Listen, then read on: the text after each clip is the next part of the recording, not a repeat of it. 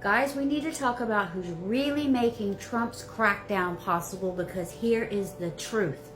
It isn't just Trump, it's Republican governors, and without them, none of this would be happening. Trump can call himself the head of all law. He can flood DC with cameras and soldiers, but the only reason he has boots on the ground is because Republican governors back home are handing him their National Guard. So let's name and shame them, shall we?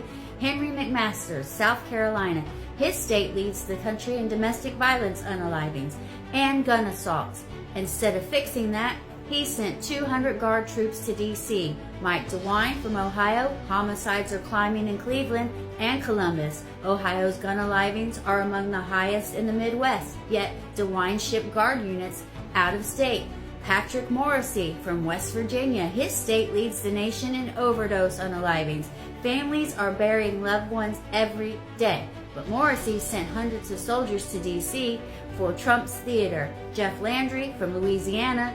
Louisiana tops the nation in homicides year after year. New Orleans and Baton Rouge are deadly. Landry sent troops to Trump instead of protecting his citizens. Bill Lee from Tennessee. Well, Memphis is one of the most violent cities in the country, and Nashville's crime rate is rising. Lee still sent troops to D.C. Tate Reeves from Mississippi. Poverty, gun violence, and crime plagued Mississippi, yet Reeves lined up behind Trump, leaving his state less secure. Ron DeSantis from Florida.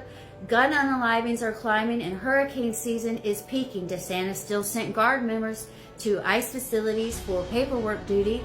Joe Lombardo from Nevada. Crime is up in Vegas, but Lombardo authorized Guard soldiers to ICE where they're swabbing DNA and filling detainee forms in. Kim Reynolds of Iowa. Iowa faces a meth crisis and rural crime spikes, and instead of focusing at home, Reynolds sent troops to ICE. Glenn Youngkin, Virginia. Gun unalivings and overdoses are rising, yet Virginia Guard soldiers are being trained for ICE assignments. And here's the kicker. The National Guard was never meant to be a partisan tool.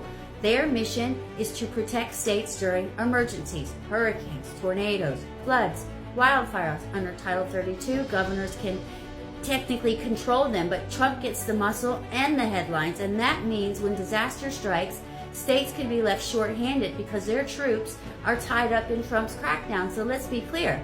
Trump is the showman, but these governors are the enablers. McMasters, DeWine, Morrisey, Landry, Lee, Reeves, DeSantis, Lombardo, Reynolds, Youngkin. Without them, there's no show of force in D.C. and no ICE expansion in 19 states. This isn't law and order. This is loyalty theater, and the people paying the price aren't in D.C. They're in Louisiana, Mississippi, South Carolina,